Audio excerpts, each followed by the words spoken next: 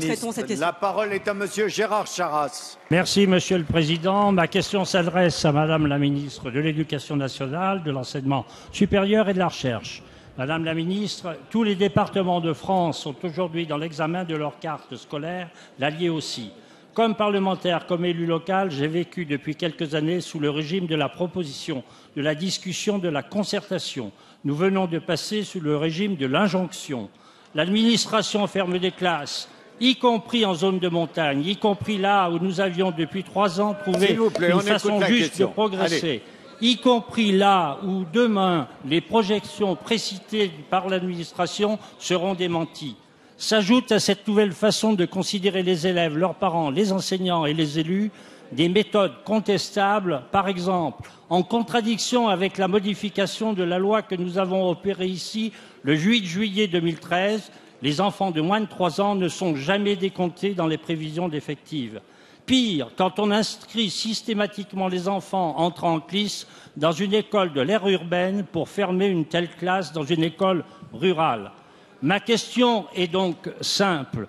Sommes-nous face à de nouvelles orientations et méthodes de l'éducation nationale, notamment dans ces territoires ruraux, dont la mutation, bien comprise par le ministre jusque-là, avait suscité une attention particulière, saluée par toute la communauté éducative?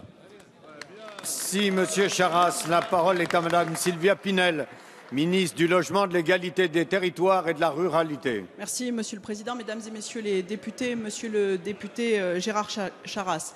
La question que vous posez est particulièrement importante puisque, vous le savez, l'accès à l'éducation, vous l'avez rappelé, préoccupe les habitants et les élus des territoires ruraux, comme d'ailleurs l'accès aux services publics. Vous avez raison de rappeler combien l'école en milieu rural doit être un lieu de réussite éducative et citoyenne. C'est la raison pour laquelle le gouvernement avait choisi d'aborder ce sujet dans le cadre des assises des ruralités et notamment celui qui s'est tenu dans votre département, dans l'Allier, qui avait donné l'occasion à Najat Vallaud-Belkacem de dessiner avec les acteurs et les élus locaux des propositions d'action adaptées aux spécificités démographiques et géographiques de nos territoires ruraux. Ces propositions ont ensuite été annoncées par le Premier ministre lors du comité interministériel aux ruralités. Et je veux vous rappeler que les académies à dominante rurale bénéficient d'un taux d'encadrement plus favorable afin de prendre en compte les spécificités de l'école en milieu rural, que sont la taille des classes, mais aussi les contraintes géographiques diverses. L'État accompagne également en priorité les communes rurales dans la mise en place de leurs projets territoriaux éducatifs. Et vous le savez, nous encourageons le regroupement de la mise en réseau des écoles pour répondre aux besoins des enfants. Et Najat Vallaud-Belkacem est particulièrement attentive à la situation des écoles en milieu rural.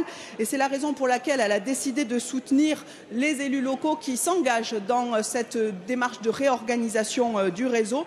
La ministre a plusieurs fois rappelé dans cet hémicycle combien elle y était attachée pour maintenir tout ou partie des postes et des classes. C'est le cas dans votre département qui a engagé ce travail. Les travaux se poursuivent dans l'intérêt de nos enfants. Merci. Il y a un peu trop de bruit encore dans l'hémicycle pour que l'on puisse bien entendre les orateurs.